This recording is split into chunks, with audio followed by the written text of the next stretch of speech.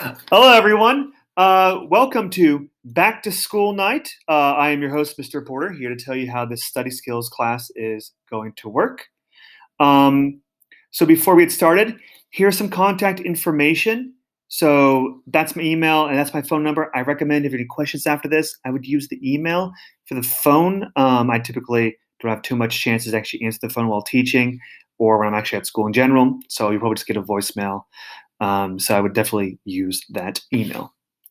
Now, study skills. You're probably wondering, what is that? So I like to break it down to three focuses for my study skills because each study skills is a little bit different. First off, it is an exploration of study and organization strategies.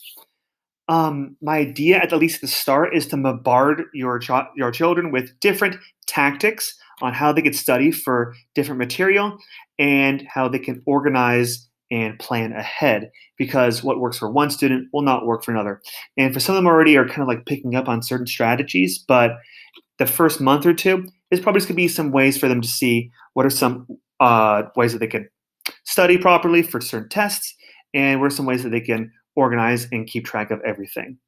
The second thing is it's support in mathematics specifically, because I am a math teacher, and these students are usually picked because they struggle with math. So your students will get a lot of support in mathematics. They'll get support in other classes too, but the focus will be in math, and that's typically how that class is going to be run.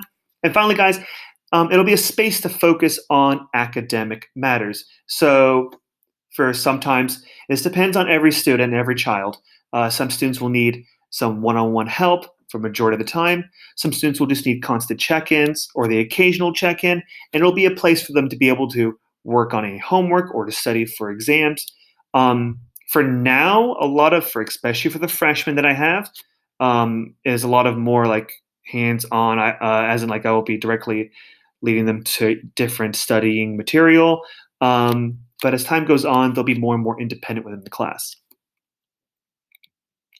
So this is how it's mostly going to be graded. It's very straightforward. It's just going to be points every single day. That's going to be 8 points. They'll get points from a warm-up, a brief lesson, a check-in where I like to talk to students about where I like to see where students are at, and then they have their own individual work time, and then a checkout. So to give you an idea of how each of these works, a warm-up typically looks like this, where I might introduce a certain topic or give them a chance to practice a previous one. This is the Eisenhower decision matrix, which was this way of thinking, a way of prioritizing tasks made by Eisenhower himself, one of our presidents and former World War II generals. Now, they won't do much delegating or deleting in this case, but the thing I like to focus on them with these students is what do they need to do? Or what are some things they have to do certainly in the future, but they don't have to do it immediately? And that decide part is usually something they fall into the trap of. Like, for example, do they have a project they need to do within a week? Do they have to do it today? Not really. Do they need to choose a time where they actually work on it? Absolutely. And especially for the freshmen, they don't have that skill yet of just being able to plan ahead. And that's kind of what we're trying to develop in the class. And that's an idea of the warmth right there, where they had to choose certain things that are coming up on their schedule, and they had to put them in the right boxes. Also, for the lesson that I mentioned, I typically as I said, I was introducing different tactics, but I also would do a check-in. And a check-in looks like this, where I have the students take their phones for a QR code. They answer a small Google form, and they tell me what are the three things we actually talked about. We focused on goal setting for the first week. What are the three things they need to absolutely focus on in the class for today? Manageable, accomplishable tasks within the class. And I also like to put in little things that okay, well, let's say they don't have any homework or any things to study for. What are some other things that they can do? One of the lessons we're talking about is how could we actually use our phone for productive things? How they could be a tool for success instead of a tool to distract us. I also have a lot of the students set up for Delta Math, so if they don't have any math work or they don't have work at all, they could do some practice for skills in their class. And I like to keep track of what they're focusing on in their normal math classes. So I mostly have Algebra 1 and pre-calc students, so I'm in close contact with their teachers and discussing what they need to work on in class. And then, of course, especially for the seniors, I'm trying to get them to review and look over their notes more. Not just because I feel like a lot of times students will write down their notes, but they don't look over and read them over a couple more times, because that's a good way to retain their information.